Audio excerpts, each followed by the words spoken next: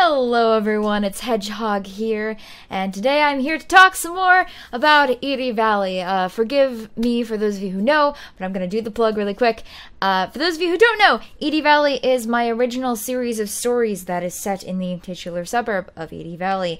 It has witches, it has vampires, it has mafia bosses and science experiments, Celtic gods, basically anything you can think of that's weird, it's there. If you're interested at all in reading that, there is a link in the description down below to the playlist. You kind of have to start at the beginning because otherwise the stories increasingly are not going to make any sense. But anyway, I'll let you do that. For those who are still here, or for those who have just joined us again, welcome back.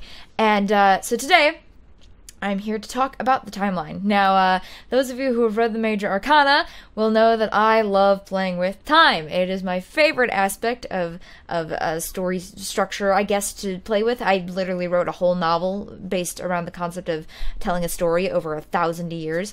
So I like playing with time.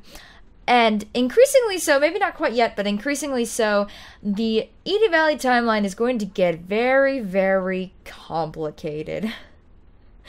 Because they're all short stories, so I can tell them in whatever order I want, basically. So, in order to make sure everyone's on the same page, that everyone knows kind of what's up, I've decided that at the end of every arc, or maybe the halfway point in arcs, depending on how long the arcs end up being, I would compile a timeline of all the events that have happened in Ede Valley so far, and make a short little video to catch everyone up, to make sure everyone's on the same page, and everybody knows what's happening. Before we begin, there are a couple things I should mention. Number one is that I've used some of your fan art in this timeline to give it a more visual aspect to it. So if any of you feel uncomfortable with that or want me to remove it, please let me know and it will be gone from all future videos.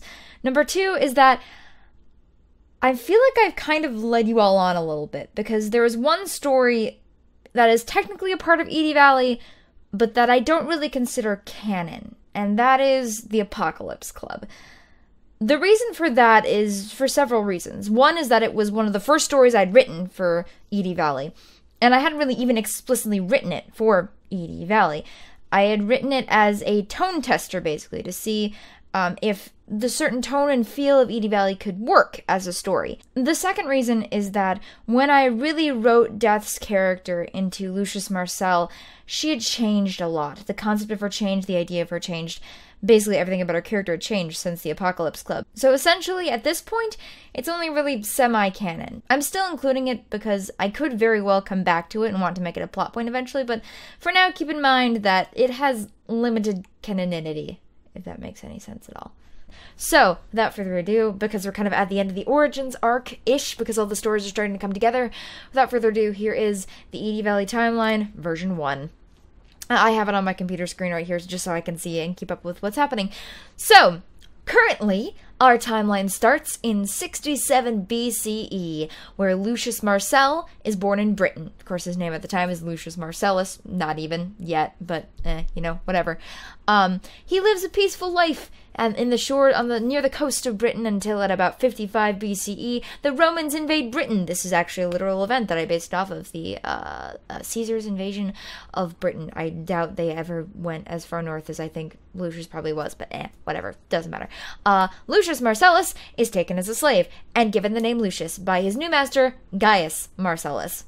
In 47 BCE, Lucius Marcel becomes a vampire when he is met by Death, and Death is there to take his master, Gaius Marcellus, who he's become very close with, and Lucius, of course, stands in her way.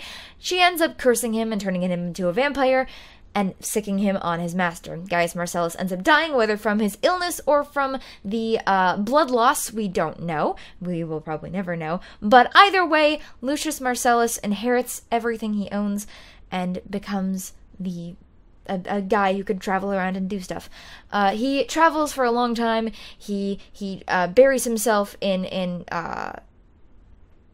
studies of history and science and all those good things that they knew of in Rome, at least, until 79 CE, the Common Era now we're finally getting into, when he buys a house in Pompeii. He lives there with his two servant people, Julia and Aurelia. Of course, Pompeii, 79 CE, the volcano erupts, killing both Julia and Aurelia, and Lucius is once again left on his own.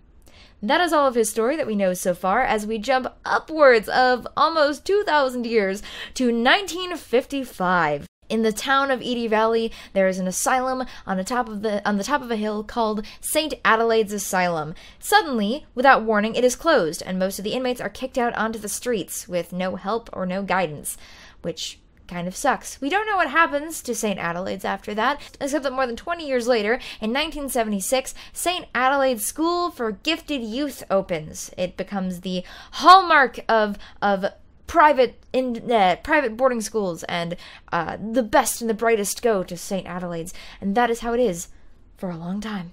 We then finally cut to 2005, and we run into some familiar characters. In 2005, Tommy Miller, a 9-year-old boy who is in an abusive household, runs away from home. This is the events of everything from Fortunes Inside to the Major Arcana.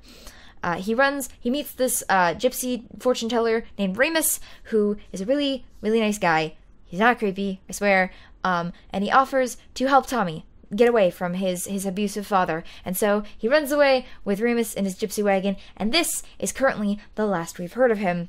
We cut forward to 10 years later in ancient history, where Tommy's younger sister, Cindy, has a new history teacher, whose name happens to be Lucius Marcel.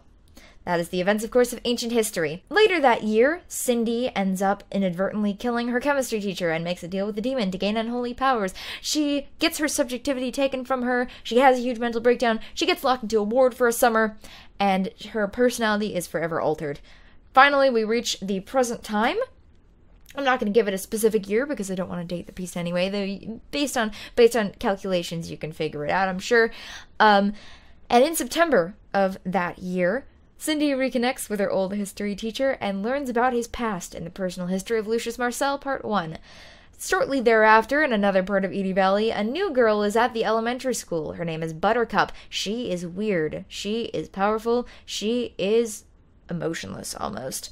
She meets 3 badass biker chicks who call themselves the Talons, who also happen to be ancient Celtic gods. She enlists the help of the Talons, however they make her undergo 3 trials first. Buttercup beats all of these and gains the help of the Talons. Meanwhile, over in the shady part of Ede Valley, a mafia boss and his bodyguard are shoved into a safe house because of something that Niko Borisov has done. This is Pancakes and the Art of Badassery, and introduces us to Niko Borisov, the heir to the affluent Borisov family, and his bodyguard Lila Finn. They've known each other since they were children, and now they are stuck in a safe house. Eventually, of course, they're betrayed by one of their comrades and almost get killed by their rivals, the Morellis. Unfortunately for the Morellis, they both end up dead, and Niko and Lila escape into the night.